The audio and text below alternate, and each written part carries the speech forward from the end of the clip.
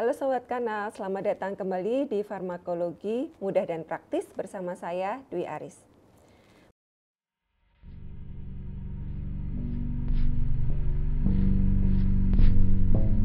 Pada series kali ini saya akan menyampaikan tentang obat anti nyeri.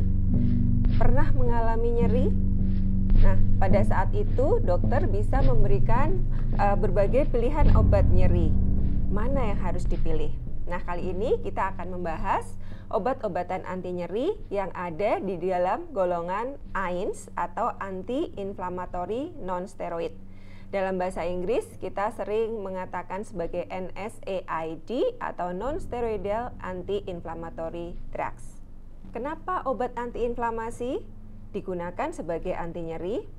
Karena obat antiinflamasi ini juga menekan nyeri. Seperti yang kita ketahui bahwa inflamasi salah satu tandanya adalah nyeri. Obat antiinflamasi dari golongan AINS atau NSAID ini sangat banyak digunakan dan pilihannya berbagai macam.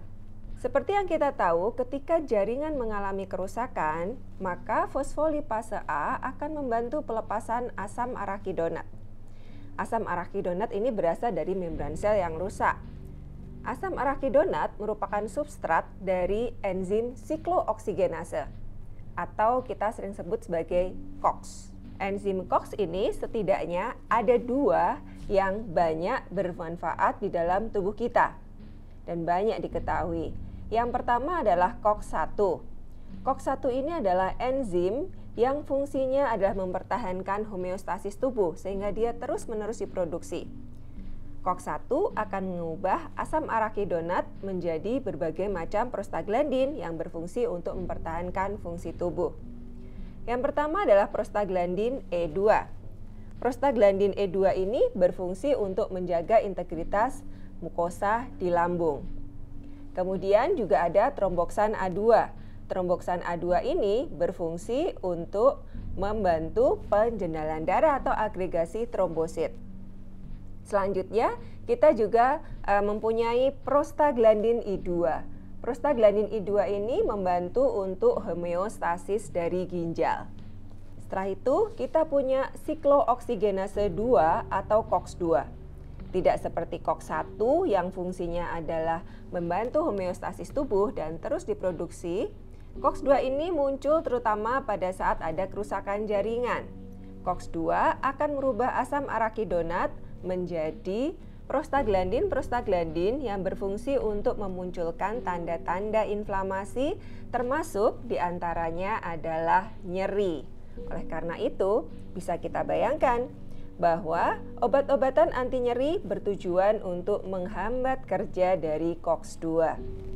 Sayangnya, obat-obatan yang ada tidak hanya menghambat COX-2, tetapi juga COX-1, sehingga muncullah berbagai efek samping pada saat anti nyeri ini diberikan. Kita akan bahas satu persatu bagaimana obat-obatan anti nyeri ini bisa menimbulkan efek samping. Efek samping yang pertama adalah efek samping di lambung. Kenapa? Karena COX-1 menghasilkan prostaglandin E2 seperti yang saya sampaikan tadi yang bermanfaat untuk menjaga integritas lambung. Ketika COX-1 dihambat, maka prostaglandin E2 tidak dihasilkan atau menurun sehingga integritas lambung bisa terganggu.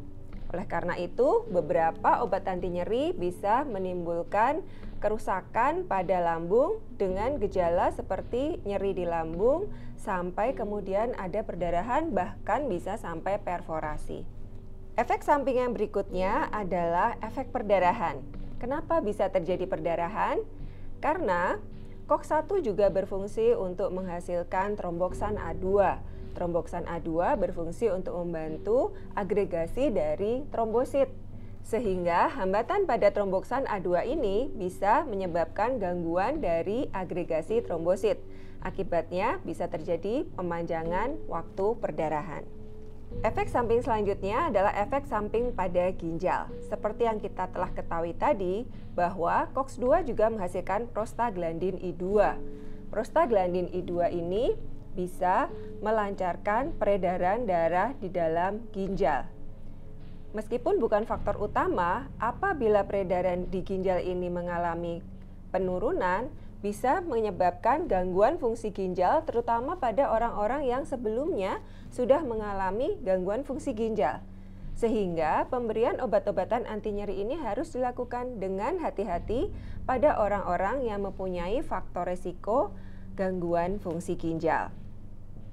Selain efek di COX-1, efek samping juga bisa terjadi pada hambatan di COX-2.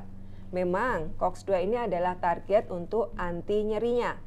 Namun beberapa studi juga menunjukkan bahwa hambatan pada COX-2 berkorelasi dengan kejadian kardiovaskular.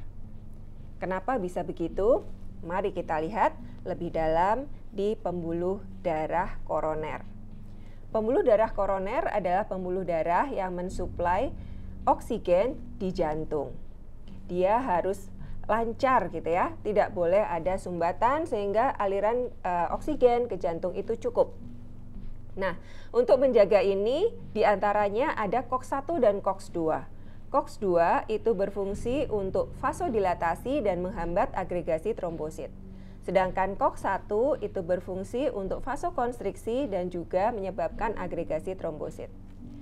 Pada pemberian antiinflamasi yang menghambat COX-2 lebih kuat, maka efek dari COX-2 yaitu vasodilatasi dan menghambat agregasi trombosit menjadi terhambat.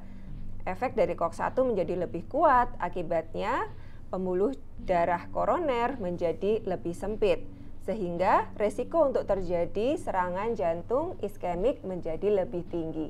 Oleh karena itu, pemberian obat ini, obat anti nyeri golongan AINS yang menghambat COX-2 lebih kuat juga harus diberikan dengan hati-hati dan harus dilakukan monitoring terhadap jantung. Selanjutnya kita lihat berdasarkan efeknya pada COX-1 dan COX-2, obat-obatan antiinflamasi nonsteroid ini bisa dibagi menjadi beberapa golongan. Ada NSAID yang lebih kuat menghambat COX-1, seperti contohnya aspirin dosis rendah. Bukannya tidak berguna, menghambat COX-1 juga bisa berguna. Aspirin yang menghambat agregasi trombosit karena menghambat terbentuknya tromboksan A2 bisa dimanfaatkan oleh dokter untuk menghambat terjadinya koagulasi, sehingga sering diberikan pada pasien-pasien yang berisiko mengalami koagulasi dan mengalami penyakit iskemia. Selanjutnya, ada lagi kelompok yang masih menghambat COX-1 tapi juga menghambat COX-2. Obat-obatan ini bisa digunakan untuk nyeri, akan tetapi efek sampingnya karena hambatan COX-1 masih ada. Sebagai contoh, diberikan untuk mengurangi nyeri tapi bisa menimbulkan nyeri di lambung sampai perforasi.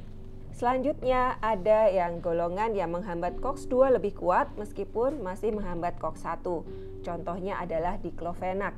Obat-obat ini mempunyai efek anti nyeri yang lebih kuat dan efek ke COX-1-nya masih ada meskipun tidak sekuat yang lebih selektif ke COX-1. Dan berikutnya ada obat-obatan yang selektif di COX-2 saja. Contohnya golongan coxib. Golongan coxib ini salah satunya adalah celecoxib.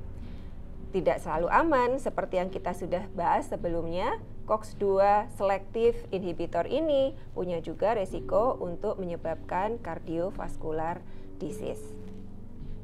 Nah, demikian penjelasan saya mengenai obat-obatan anti nyeri dari golongan anti-inflamatori non-steroid. Dan ada fakta menarik obat nyeri ini. Pernah dengan paracetamol? Paracetamol tidak termasuk dalam golongan anti-inflamatori non-steroid. Kenapa? Ya karena kerjanya tidak menghambat COX-2. Dia punya cara kerja yang berbeda, sehingga dia tidak punya efek anti-inflamasi. Tidak cocok untuk diberikan pada nyeri karena inflamasi. Tapi paracetamol punya efek anti nyeri juga. Semoga bermanfaat dan bisa membantu rekan-rekan dalam memilih obat-obatan anti nyeri yang paling sesuai untuk kondisi pasien. Terima kasih.